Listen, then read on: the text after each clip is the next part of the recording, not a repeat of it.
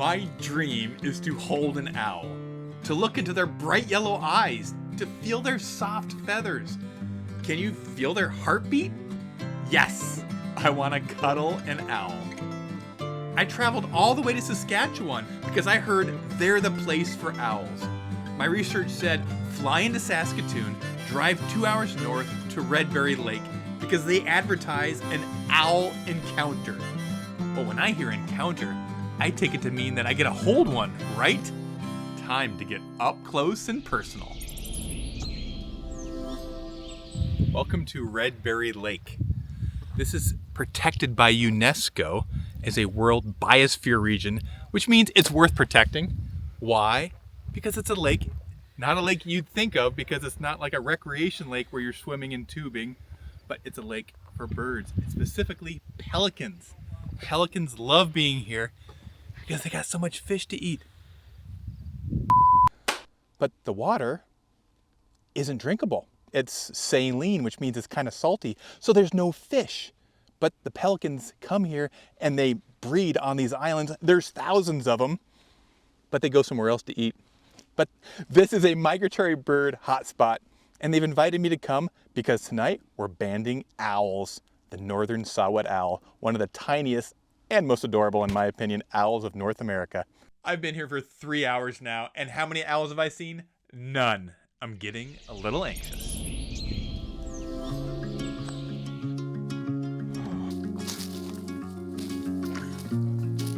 Let me go show you some of the misting nets we used to catch the saw-whet owls. I'm going to show you in the daylight because in the nighttime you can't see them. That's the point. Let me show you how these work. So these are called mist nets. Imagine a giant volleyball net that's 10 feet tall and 30 feet wide. And when we put these up, they become almost invisible. But they're like 1-inch squares where the owl will fly right into it and then it'll drop and it's almost like a little hammock, little bird hammock, and he stays there until it's time for us to go check on the nets. And we'll check on the nets like every 20 minutes for their safety because other owls, like the barred owls, see these as little like chocolate bars, little snacks that they want to eat on. And the birds are safe. They're just laying there, happy as can be. Are they happy?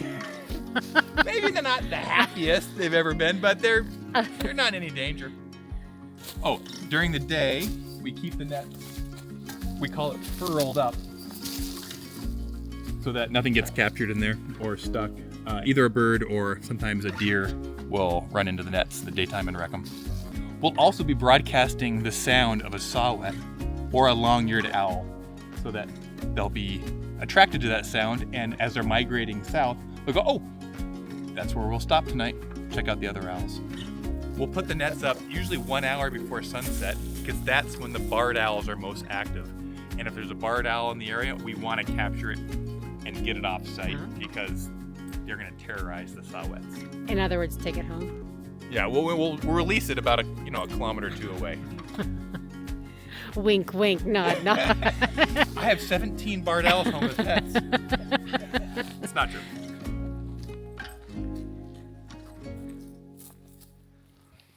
I don't know what's going on over here, but we got to check these out. These futuristic domes are for people to sleep at. Birders to come here, sleep here. This is your view. You got the entire lake to yourself. Can you imagine banding the saw-whet owls and then walking 100 feet and sleeping right here? Wow. I wish they were ready for us. We could have slept in here, but they're almost ready. Next time we're here, or when you're coming to visit, this is where you're gonna stay. We're walking now to the brand new visitor center and banding lab where they're gonna serve us some delicious local food for dinner before we can go owl banding. Fingers crossed for some saw-whet owls tonight. Not for dinner. We're not gonna eat the saw-whet owls. No, I promise you. There's not a lot of meat in those bones. It's like North America's tiniest owl. They're so adorable. But they're gonna feed us because a happy fed volunteer is one that can go take photos of the owls.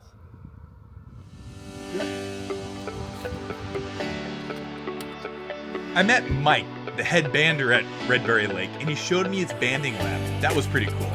And then he showed me the new Motus Tower that they had just installed. Read the description below if you don't know what a Motus Tower It is. just gives us a lot more data on migration patterns. So every morning you'll get a list of all the birds that flew over? Maybe? Basically, yeah. I think it's within a week or two. Who but needs binoculars if you can just get a computer to tell you what birds are flying around? This is great! It is. It's awesome. But as happy as I looked, inside I was dying. How long until the sun goes down? When are we gonna see our first owl? This place is so cool. I can see forever so many pelicans, so many cormorants. And I know there's owls in those woods right there. Just can't wait till tonight to see them. As you can see, our site is still kind of undergoing some construction. This deck actually just got finished like a week ago, so this is like a welcome addition to these experiences. So this site is something new. We've been working on this site for a couple of years now.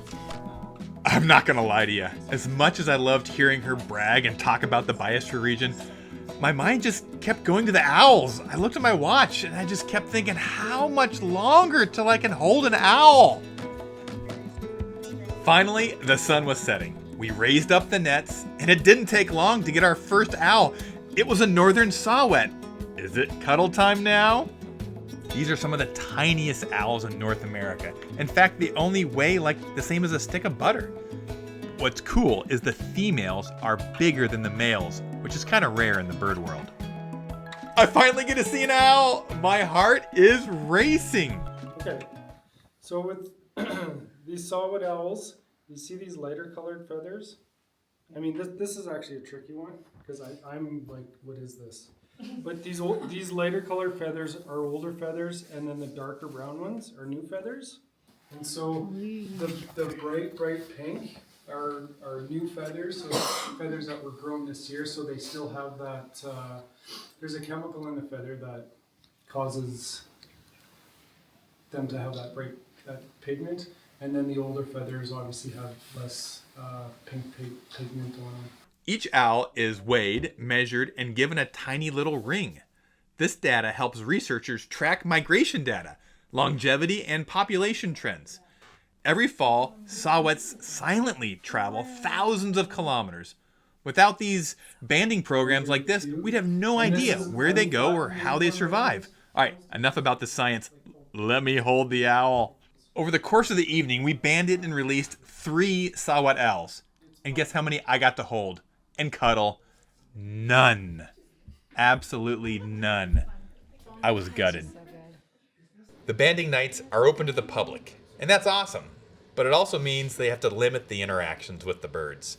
With so many people around, the owls are off limits except for a quick photo. Guys, I didn't get to hold it. Come on! So I started asking around. Was there a more private banding lab that needed volunteers? And that's how the very next night, I ended up hours north near Prince Albert, volunteering this time at another banding station. This one was quieter, it was smaller, it was exactly what I was looking for. Very clearly a fresh feather. These are old feathers, at least a year old.